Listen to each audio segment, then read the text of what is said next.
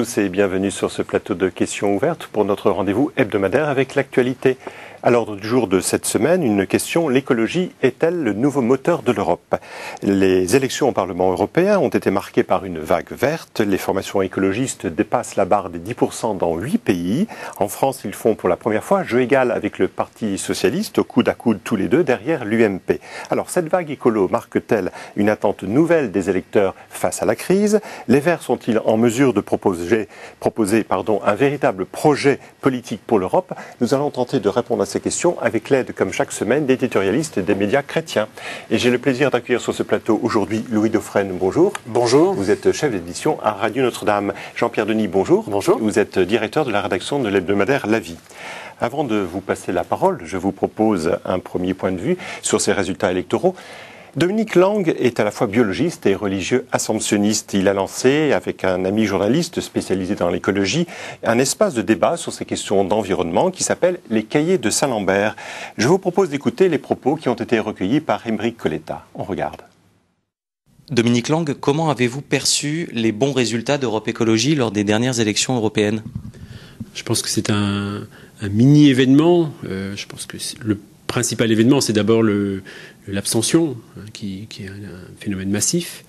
Mais à côté de ça, le fait que ce mouvement écologiste ait émergé de manière aussi forte, je crois, est tout à fait symptomatique de ce qui se passe aujourd'hui dans la société française et européenne. Je crois que ce n'est pas pour rien que ce soit au cours des élections européennes que ça émerge. Parce que c'est une question qui est beaucoup plus large que question nationale. En termes d'actions concrètes sur le plan européen, la crise économique et financière a-t-elle changé la donne? Oui et non. À mon avis, elle a plus cristallisé la prise de conscience. C'est-à-dire qu'on ne peut plus maintenant faire semblant. En tout cas, dans les milieux écologistes, on a quand même cette conviction que ces crises sont systémiques, que ce n'est pas des crises différentes. Elles expriment une désorganisation, ou en tout cas un emballement d'un certain nombre de phénomènes qui s'auto-entretiennent. Voilà. Et donc la crise financière, qui est celle qui touche le portefeuille, et donc celle qui est la plus concrète pour beaucoup d'institutions, d'organismes, d'entreprises. Et donc elle est la porte d'entrée pour reposer ces questions-là de manière claire à des milieux qui sont de loin pas les premiers convaincus sur la crise environnementale. Dans le dernier numéro des Cahiers de Saint-Lambert auquel vous collaborez, on retrouve un dossier sur le dialogue entre écologie et religion. Selon vous, peut-on parler d'écologie et de spiritualité ? Il y a un rapport très profond, on le voit bien dans les gens qu'on rencontre, dans les associations confessionnelles ou non confessionnelles, parce qu'il faut quand même remarquer que dans ce domaine-là, c'est surtout des non-chrétiens, en tout cas des associations laïques non confessionnelles qui ont beaucoup travaillé, qui ont été souvent beaucoup plus performantes et qui tiennent ces discours depuis longtemps, souvent avec des excès, avec tous les excès de ce que peut être un regard un peu prophétique sur l'actualité, avec des positionnements qu'on n'est pas obligé de partager. Mais en tout cas, c'est des milieux où très vite, et c'est des questions, où très vite revient aussi la question du sens, d'un engagement personnel, d'un engagement collectif, autour de ces urgences qui arrivent. Et dans ce sens-là, à partir du moment où on ose aller jusque-là dans la discussion sur la question de sens, la question de cohérence de vie, sur le sens que je donne à ma pratique quotidienne, sur le souci que j'ai des générations futures, dès que ça s'est posé, dès que ça s'est partagé, normalement, la rencontre entre des chrétiens et des non-chrétiens, entre des gens d'obédience différente, on va dire comme ça, peut se passer très facilement. Et on se rend compte qu'il y a un certain nombre de ressources qu'on peut partager de manière très très intéressante. Et je crois que c'est tout l'enjeu, et en tout cas nous, c'est ce qu'on espère dans nos cahiers. Je crois qu'il y a aujourd'hui un espace, même pour la laïcité française, où on peut aller plus loin dans le débat autour de ces questions-là. Alors Jean-Pierre Denis, comment avez-vous analysé ces résultats dans la vie? Est-ce que cette vague verte, c'est un mouvement de mode, un effet de mode, ou un mouvement plutôt en profondeur qui se confirme? C'est un mouvement qui vient quand même de très loin. Vous vous souvenez, en 1974, quand René Dumont avait été candidat aux élections présidentielles, je me souviens de ses spots de campagne officielle à l'époque avec son verre d'eau. C'est quand même l'époque où les années Pompidou où on bétonnait autant qu'on pouvait. C'était l'époque de l'automobile, pour pas dire de la bagnole, et des autoroutes. On vient donc de très loin. Il y a quand même évidemment une prise de conscience au long cours. 35 ans plus tard, l'écologie, à mon avis, elle est omniprésente en réalité dans le débat politique. C'est ce qu'avait compris d'ailleurs Nicolas Sarkozy, qui sent toujours les tendances d'opinion, puisqu'il avait fait de l'écologie l'un de ses chevaux de bataille, et en tout cas il a nommé Jean-Louis Borloo à un ministère important sur ce sujet, et avec le Grenelle de l'environnement. Maintenant, ce qui est nouveau, c'est le retour de l'écologie politique sur la scène électorale nationale, ce qui n'est pas tout à fait la même chose. Et c'est un retour qui est d'autant plus spectaculaire qu'il y a quelques années, les mêmes analystes peut-être disaient que les Verts c'était terminé, que c'était un parti qui avait vocation à retourner dans les marges. Donc il faut, je crois, prendre un peu de distance par rapport à ces analyses. C'est un retour de l'écologie politique qui s'accompagne d'une prise de conscience de l'écologie dans l'ensemble des partis de gouvernement, disons. Alors, Louis Dauphren à Radio Notre-Dame, on fait la même analyse? Vous partagez le point de vue de Jean-Pierre Junier? Vous avez des nuances?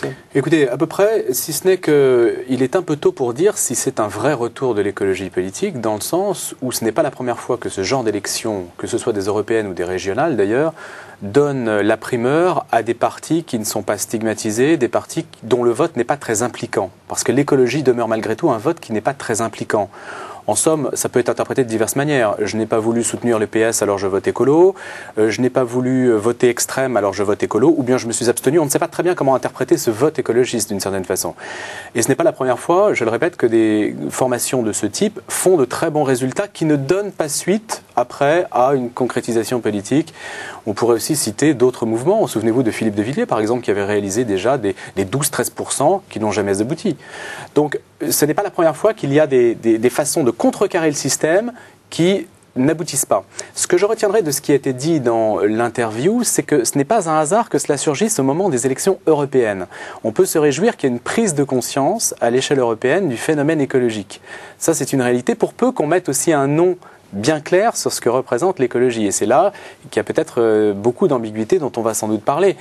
Parce que l'écologie est-elle l'antichambre ou l'arrière-boutique du Parti socialiste, de la gauche?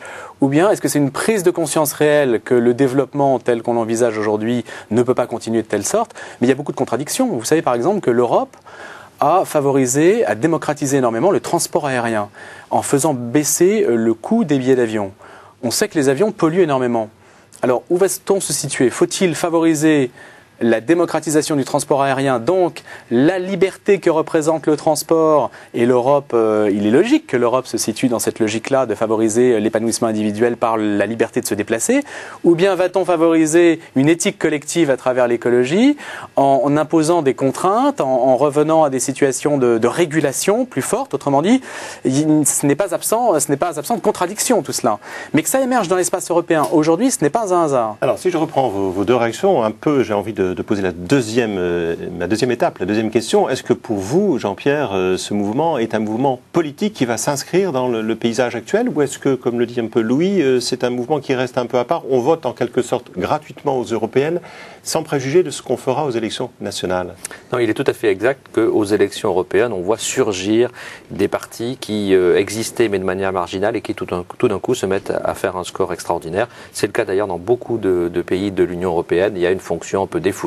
On a l'impression que le Parlement européen ne sert à rien, ce qui est une impression évidemment complètement erronée, parce que justement il est très utile et il est très important et il détermine notre avenir. Mais puisqu'on pense qu'il ne sert à rien, alors on se défoule. Donc ça, c'est un aspect. Néanmoins, je crois il me semble qu'il y a quand même un jeu de vase communicant à gauche. Pourquoi les écologistes ont fait un très mauvais score lors de précédentes élections? Tout simplement parce que les électeurs avaient l'impression qu'ils étaient plus occupés par leurs propres affaires internes, leurs querelles internes, le jeu des courants et les stratégies personnelles, que par les sujets qui préoccupent l'opinion, et en l'occurrence l'écologie. On pourrait dire symétriquement pourquoi ils ont fait un bon score cette fois-ci et pourquoi le Parti socialiste a fait un mauvais score avec un transfert de voix évident. C'est aussi par rapport à ça, parce qu'on a eu l'impression que tout d'un coup les écologistes avaient réussi à faire l'unité avec José Bové, altermondialiste, avec Daniel Cohn-Bendit, militant plus libertaire, donc des courants en réalité assez différents, tandis que le Parti socialiste donnait l'impression de ne pas être sorti de ces querelles de personnes. Donc il y a cet effet conjoncturel. Mais je reste persuadé que ça correspond quand même à une attente. Maintenant, il y a deux aspects dans l'écologie. Et quand on écoute d'ailleurs ce que dit Cécile Duflot, qui est la porte-parole des Verts, on s'en rend compte. Il y a un aspect strictement écologique ou écologiste qui concerne donc l'environnement, le respect de la planète, et il y a un aspect sociétal qui n'a pas du tout été mis en avant dans ce débat européen et qui, pour le coup, est très clairement situé sur un axe gauche-droite. C'est un aspect sociétal très à gauche, plus à gauche d'ailleurs probablement que le Parti socialiste, sur le modèle familial, sur beaucoup de questions sociétales. Et donc il y a cette ambiguïté dans le mouvement des écologistes. Cette fois-ci, comme l'aspect environnemental a été premier, des électeurs du MoDem, du Parti socialiste, se sont reportés sur la liste Europe Écologie. D'autres fois, c'est moins certain. Alors, vous parlez d'une ambiguïté à lire ces résultats. Moi, j'en devine une ou deux autres qui peut apparaître contradictoires dans les résultats au niveau européen, notamment. Est-ce que, Louis Defresne, vous voyez une contradiction entre le fait qu'on assiste à une vague verte, dans le sens, en effet, les partis écologistes sont plutôt bien placés dans les résultats dans un certain nombre de pays, je le soulignais au début, mais on voit aussi que les mouvements dits populistes, les mouvements souverainistes, ceux qui sont plutôt anti-européens, ceux qui sont plutôt classés à droite, ou en tout cas à l'extrême opposé des Verts, eux aussi se sont bien comportés. N'y a-t-il pas une contradiction entre ces deux réussites ? Alors je ne sais pas si en France ils se sont bien comportés. On peut observer que dans certains pays, Front National et même ça reste des résultats levier, c'est plutôt pas très bon. Mais dans d'autres pays, très bons résultats. Aux Pays-Bas notamment, par exemple. Oui, alors pour des raisons peut-être locales aussi, il y a une histoire peut-être aussi aux Pays-Bas liée à comment dirais-je, à ce qui s'est passé avec Pim Fortuyn, avec l'assassinat de Pim Fortuyn, avec l'assassinat de Theo van Gogh, qui font que si je ne me trompe, qu'ils font que ça a dû jouer dans l'histoire de l'histoire politique récente de ce pays, qui fait que il y a un particularisme de ce côté-là. Moi, je ne vois pas, en tout cas pour parler je ne vois pas de l'émergence. En Italie aussi, on peut observer que le gouvernement aujourd'hui doit tenir compte du séparatisme, de la volonté séparatiste des Lombards, si l'on peut dire, qui peut-être montre qu'à droite aussi, il y a une percée. En France, je la trouve extrêmement modérée, personnellement. Je crois que la plupart des personnes qui auraient été susceptibles de se porter sur ces mouvements se sont abstenues. Je crois que beaucoup de personnes se sont abstenues, ne voyant pas l'intérêt d'un scrutin européen. Et comme l'a fort bien dit Jean-Pierre Denis, c'est une erreur, puisque le Parlement européen entre de plus en plus dans un cadre de décision où il s'oppose d'ailleurs bien souvent à la Commission, où beaucoup de décisions passent par lui, et qu'évidemment la situation de se mettre hors jeu mettait d'office, je dirais, les mouvements de contestation d'eux-mêmes hors jeu, puisque si vous ne votez pas, vous êtes hors jeu. Alors, je ne vois pas, si vous voulez, d'alternative de ce côté-là. D'autant qu'on assiste un petit peu, que ce soit du côté de l'UMP, du PS, à un consensus européen. La fracture maintenant sur les débats européens devient beaucoup moins évidente. Somme toute, chacun veut un aménagement de l'Europe, mais personne ne prend de front la question européenne d'une manière brutale, excepté maintenant des mouvements qui sont peut-être condamnés à une forme de marginalité. Je reviendrai peut-être à l'ambiguïté de cette écologie que Jean-Pierre a souligné à l'instant. La question peut-être que les chrétiens doivent se poser, c'est est-ce que l'écologie se fait pour ou contre l'homme ? Est-ce qu'on a, et c'est là que vous avez dit qu'il y a peut-être des choses un petit peu curieuses, je dirais, du point de vue, par exemple, de la bioéthique. Il y a un grand débat sur la bioéthique en ce moment. J'aimerais peut-être davantage entendre les écologistes sur ces questions-là, sur l'avenir de l'homme. Comment, il y a une question anthropologique qui se pose. Ils devraient être en première ligne sur ces questions-là. Les questions liées, évidemment, à la famille, vous l'avez rappelé, Jean-Pierre Denis, qu'en est-il, par exemple? Il est surprenant, je trouve, que les écologistes défendent la contraception chimique. On pourrait imaginer des écologistes beaucoup plus partisans de la contraception naturelle. Après tout, somme toute, c'est une manière naturelle d'aimer l'autre, d'aimer son conjoint, je ne sais pas. Il y a des choses comme ça qui peuvent peut-être paraître comme des contradictions internes, qui sont une façon de rendre un débat idéologique, peut-être de le porter excessivement à gauche, alors qu'on pourrait peut-être se recentrer sur une éthique de l'homme. Une vraie question. Ça doit être en tout cas le critère des chrétiens, je pense. Ce que vient de dire Louis Defresne prolonge un peu ce que vous disiez, Jean-Pierre Denis, à propos de cette interrogation majeure sur qu'est-ce qu'il y a comme projet politique, projet sociétal derrière cette vague verte. Et c'est pour cela que je pointais aussi une autre contradiction. Nous avons tous souligné le succès de la droite ou des conservateurs, appelons-les comme vous voulez, au sein de l'Europe, et notamment en France avec l'UMP. Succès de la droite, succès des conservateurs en Europe, mais aussi succès d'un projet vert que vous situiez plutôt, sur le plan sociétal, plutôt très à gauche. Contradiction ? C'est un projet qui, évidemment, se situe à gauche. D'ailleurs, pour le coup, le débat actuel de la vie politique nationale, c'est la recomposition de la gauche et autour de quel parti politique. Maintenant, la question du populisme européen reste posée. Moi, je pense quand même qu'il y a l'émergence, effectivement, parallèle à cette émergence d'un consensus écologique donc qui dépasse largement les partis écologistes eux-mêmes. Il y a l'émergence de mouvements populistes. Ces mouvements n'ont rien à voir les uns avec les autres. Ils prospèrent d'ailleurs assez souvent sur la crise de la social-démocratie. C'est assez curieux, aussi bien en Grande-Bretagne, avec un parti populiste pour l'indépendance du Royaume-Uni par rapport à l'Europe, sous-entendu évidemment. Ils prospèrent également dans d'autres pays, notamment on a fait référence effectivement aux Pays-Bas, avec la question très particulière de la tolérance de ce pays et de la crise du modèle finalement néerlandais. Donc ces partis populistes prospèrent. Il y a donc il y a bien plusieurs modèles européens qui s'affrontent. Maintenant, je crois qu'il ne faut pas perdre de vue du fait que sur l'environnement lui-même, il y a une prise de conscience des opinions publiques. C'est la raison pour laquelle tous les partis de gouvernement en Allemagne, c'était le cas depuis très longtemps, en France aujourd'hui, font de l'écologie, au moins au niveau du discours, un axe majeur. Il me semble qu'on est arrivé à un point de maturation de l'opinion publique. Vous savez, je prendrai la comparaison avec les accidents de la route. Pendant des années, on s'en fichait un petit peu des morts de la route. Et puis, à un moment donné, il y a eu un consensus. On ne sait pas trop pourquoi. Il y a un basculement de l'opinion publique. Tout d'un coup, ça devient insupportable. Je pense que sur l'avenir de la planète, aujourd'hui, on en est là. Il y a une prise de conscience de l'urgence des enjeux. Il reste la question de l'homme. Vous savez, on pourrait faire un jeu de mots entre le film Home, la maison, H-O-M-E, d'Arthus Bertrand, qui a eu ce succès, et la question de l'homme, l'être humain. Je pense que justement ce que les chrétiens peuvent apporter à l'écologie, c'est justement une vision globale de l'homme, qui prennent en compte à la fois l'avenir de la planète, la biodiversité, le respect de la planète, je dirais, en tant que tel, et le respect de la personne humaine. Vous parliez de chrétiens, Jean-Pierre Denis, notamment par ce rapport qui peut paraître évident entre le lien sur la sauvegarde de la nature, donc de la création de Dieu, et donc la possibilité pour les chrétiens de s'investir dans cette idée écologique. Mais j'ai l'impression qu'il n'y a pas beaucoup, Louis Dauphren, de chrétiens dans les mouvements verts. On en voit plutôt chez les altermondialistes, mais peu chez les verts. C'est dû à quoi, ça ? Écoutez, je ne saurais l'expliquer. N'étant pas sociologue, il faudrait vraiment remonter aux causes de ce phénomène.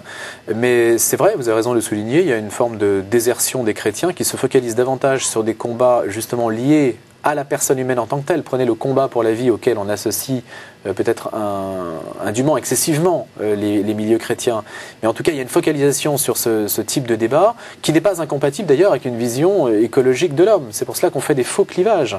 Après tout, tout cela, l'homme repose, je dirais, sur une vision. Ce qui importe, c'est qu'il y a une unité de vie, comme il y a une unité de vision, d'ensemble. Diviser les choses en opposant les combats, alors que ce sont les combats qui sont appelés à se réunir. Moi, c'est là que je mets l'écologie. C'est peut-être là l'explication. C'est peut-être pour cela que les chrétiens ne se hasardent pas sur le terrain écologique, ou du moins de l'engagement dans un parti écologiste, c'est qu'ils voient que derrière une façade qui consiste à défendre l'environnement, il y a, je dirais, des positions qui se font contre l'homme. Si on prend la question du combat pour la vie, du mariage homosexuel par exemple, on s'aperçoit que les écologistes sont en pointe sur cette question-là, dans le sens de la libéralisation des mœurs. Est-ce que les chrétiens doivent souscrire à ce type de démarche et être derrière un Noël mammaire par exemple ?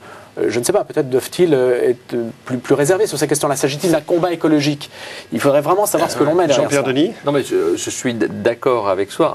En même temps, on pourrait en dire autant de la plupart des partis politiques. C'est-à-dire qu'il n'y a pas, et peut-être que c'est une bonne chose au fond, un parti politique qui puisse prétendre sérieusement à incarner la doctrine sociale de l'Église, la vision du christianisme. Il n'y a pas un parti chrétien, d'ailleurs, ni en France, ni en Angleterre, ni en Italie, ni en Allemagne. Et heureusement en soi. Donc finalement, les chrétiens sont toujours obligés, et voilà, je pense que c'est une bonne chose de faire des compromis et de voir, de discerner effectivement des terrains qui sont absolument incompatibles avec leur foi et des terrains sur lesquels il doit y avoir un certain compromis. Alors ce compromis, chacun le fait un petit peu différemment. Certains vont le faire aujourd'hui, les catholiques, c'est le sondage que publie La Vie cette semaine, les catholiques pratiquants ont voté à 50% à peu près pour la liste de l'UMP. Donc les catholiques pratiquants votent très majoritairement à droite, 1 sur 2 a voté pour l'UMP. Au niveau plus global des catholiques, en général, donc pratiquants et non pratiquants, c'est plus équilibré.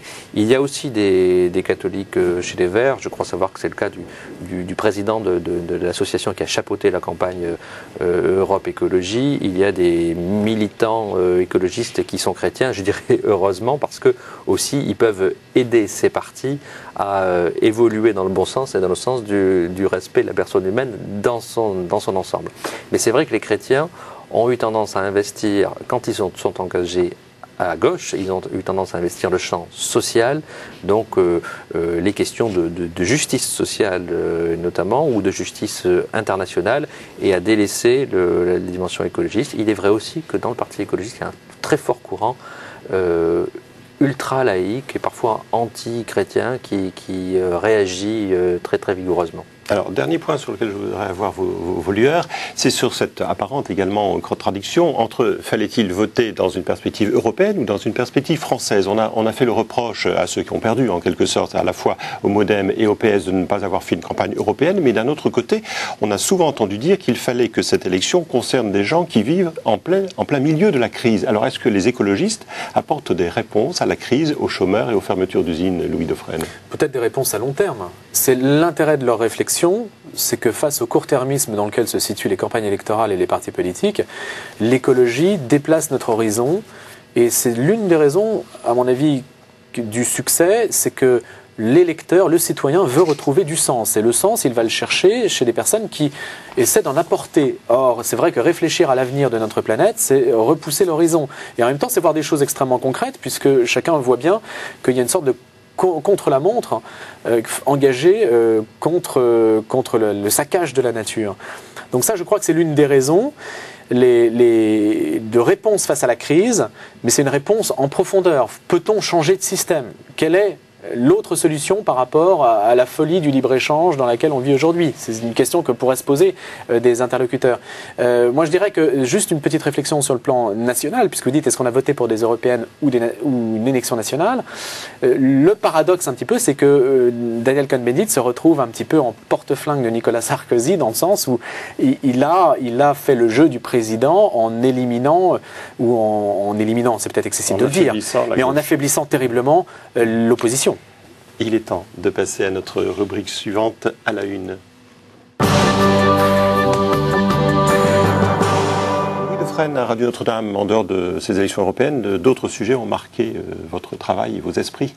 Écoutez, il y a tellement de sujets dans l'actualité, c'est vrai, entre l'élection présidentielle en Iran, les élections au Liban peut-être qui ont marqué notre travail, dans le sens où on a toujours un regard vers ces chrétiens d'Orient, vers le Liban en particulier, vers d'autres sujets aussi peut-être qui nous sortent de notre quotidien. Moi j'aurais un mot peut-être sur la loi Hadopi, voyez-vous, qui a été retoquée au Conseil constitutionnel. Voilà, je trouve que c'est une...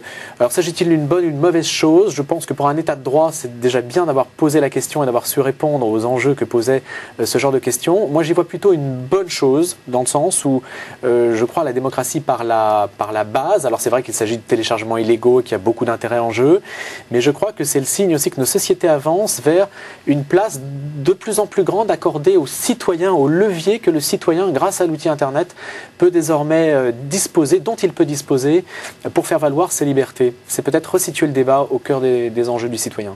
Jean-Pierre Denis, à la vie. Cette semaine, c'est pour nous évidemment les États généraux de la bioéthique qui ont commencé mardi avec un premier débat qui se poursuivent. Nous avons bouleversé complètement la forme même du journal pour faire au milieu du journal un cahier détachable qui essaie d'expliquer tous les enjeux de ces questions de bioéthique. C'est un engagement très fort et très ancien de la vie. On s'appelle La Vie, donc ça ne vous surprendra pas. Donc la question de la bioéthique est essentielle. Moi, on l'a déjà dit au cours de cette émission, je fais le lien avec la question de l'humanité en général, et je ne vois pas pourquoi il faudrait opposer la préoccupation pour l'environnement et la préoccupation de l'humanité de l'homme. Un sujet sur lequel nous y reviendrons également à KTO. Je vous propose notre dernière rubrique, en bref. Benoît XVI a reçu les responsables de l'Église d'Irlande il y a quelques jours et leur a demandé que justice, je cite, justice soit faite pour tous. Cet appel fait référence au scandale, vous le savez, des enfants maltraités dans des institutions catholiques pendant des années d'ailleurs. Une commission d'enquête avait publié en mai dernier un rapport accablant sur les abus physiques et psychologiques subis par environ 15 000 enfants depuis les années 40. Alors le pape veut s'assurer que justice est faite pour tous, comme je le disais, mais que des mesures seront mises en place pour empêcher que de tels événements se reproduisent naturellement et que tout soit fait pour permettre la cicatrisation de la douleur des victimes.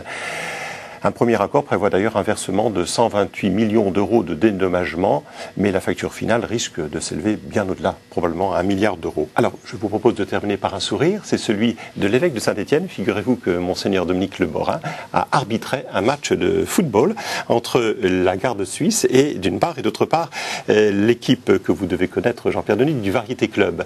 Donc ce match a eu lieu hier après-midi à Rome. Il suivait l'audience du pape du mercredi matin, à laquelle a participé le Variété Club, dans lequel figuraient notamment, je cite, Dominique Rocheteau, Thierry Roland, même Richard Gasquet. Et alors, ils ont remis un cadeau, une bouteille de cognac de 1927. Savez-vous pourquoi, Jean-Pierre Denis, au pape? Non, j'allais vous dire, c'est parce que c'est les Verts, après les Verts et l'écologie, que vous nous parliez de Saint-Étienne et de son évêque, mais je ne connais pas le fin mot de cette histoire de whisky. 1927, c'est tout simplement l'année de naissance du pape, donc un cadeau à Benoît XVI. Et Louis Dauphren, vous connaissez le résultat du match de foot qui a eu lieu hier? Non, je ne connais pas le résultat. Je savais qu'il y avait 2 bouteilles seulement, je crois encore, de 1927. Puis on pourrait faire des jeux de mots un peu à l'emporte-pièce entre verts, entre les verts écologistes et puis les verts de cognac. Mais non, je ne savais pas, non. Alors, Variété Club a battu les Gardes suisses par 4-1. Voilà, cette émission s'achève. Je vous remercie d'y avoir participé, Louis Dauphren et Jean-Pierre Denis. Vous pouvez revoir cette émission sur notre site www.ktotv.com ou pour réagir naturellement. Je vous souhaite un très bon week-end et je vous dis à la semaine prochaine.